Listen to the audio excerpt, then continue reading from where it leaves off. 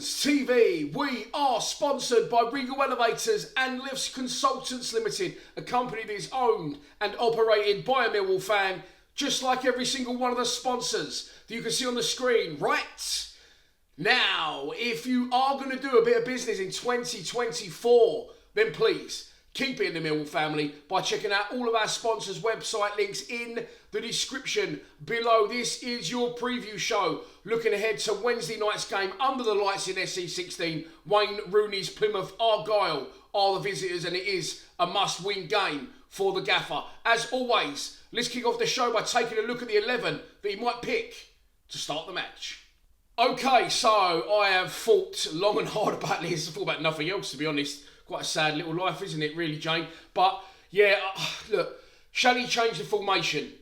It's going to be difficult to predict and judge if he will. It's also going to be hard to judge if it's going to be the right thing to do. We know predominantly down the years that Neil Harris has played a 4-4-2. He hasn't played it since he's been back at the club because we haven't really had the players to do it. But now I would argue that we have, and I don't like Honeyman in this 10 at home. I've said it since the opening day against Watford. 7 out of 11 points at home is goodish, but as we know, for us, it isn't really. The Den has been a fortress down the years, and we need 3 points. But if they haven't been practicing in training, and like I said, we don't know what goes on behind closed doors, it's going to be a bit of a risk to quickly switch it. I would hope and imagine that it would have been in the back of Neil Harris's mind that over the international break, he would have done what he can to get it in motion. But even then, Ivanovic wasn't there, was he? But he looked razor sharp and scored a brilliant goal on Saturday. So this is the team that I would go with. And it's a close one again. It's a close call to decide.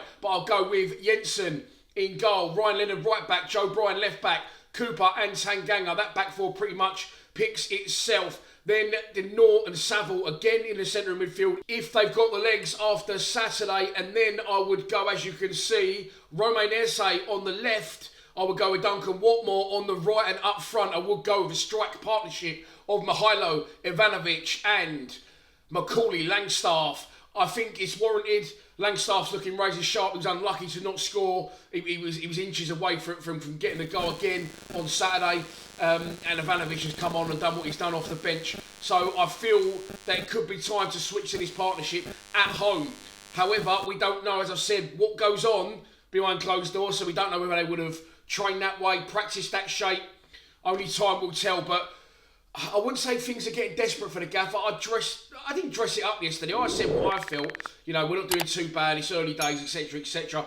And from the other perspective, the other point of view, I did look at a lot of the comments, and I was going to do a video covering those comments because there were some very good comments in there. And someone said, you know, 2 wins out of 10, that ain't good enough. So I do get that. We usually start slow. It's 2 wins, 4 draws, 4 losses.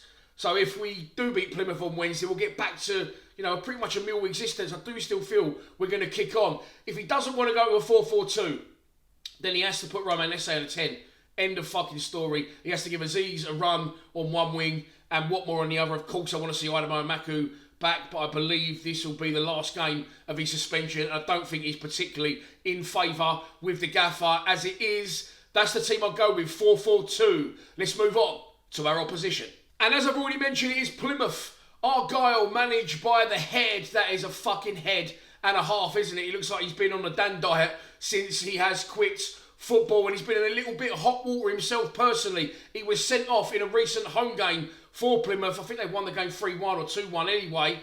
He served a ban last time out, which saw them lose 5-0 away at Cardiff, which probably means that Wayne Rooney had a worse time than I did when I went to Cardiff, when he was sitting in the stands. They have won 2 and lost 3 of their previous 5 league games, which sees Plymouth sitting 1 place above us in the table. A win for us, I'm not going to discuss any other option, would see us and could see us go as high as 11th. So it is still very early days to jump 9 places in the league if we get the win. The one to watch for Plymouth, if he turns up on time, it will be Michael Obafemi, of course, AX Lions loanee at the back end of last season. He got sent back to Swansea before the end of the season, actually, as Neil Harris didn't want to make that move permanent and cited bad attitude as Michael Obafemi's reason for going back to them early. He scored in the recent game against Blackburn at home. Another one to watch for them is Morgan Whittaker, very, very good player. They've almost lost him a couple of times during a couple of previous transfer windows. They will be without Ibrahim Sissoko.